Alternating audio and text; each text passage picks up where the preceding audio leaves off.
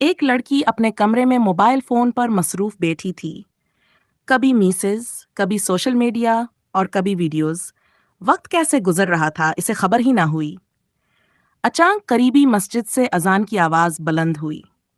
Open کوٹ، اللہ اکبر، اللہ اکبر، close کوٹ۔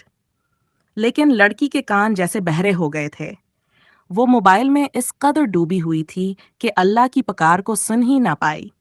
کچھ لمحے بعد اس کی چھوٹی بہن اندر آئی اور بولی، باجی، نماز کا وقت ہو گیا ہے، چلیں؟ لڑکی نے غصے سے کہا، تم جاؤ، مجھے ابھی مصروفی ہے۔ چھوٹی بہن چپ کر کے چلی گئی، لیکن کمرے میں اکیلی لڑکی کے دل پر ایک عجیب سا بوجھ اترنے لگا۔ اذان کی آواز اب بھی گونج رہی تھی۔ اس کے دل نے کہا، کل اگر اللہ کی یہ پکار سننے کو نہ ملی تو، اگر یہ لمحہ واپس نہ آیا تو۔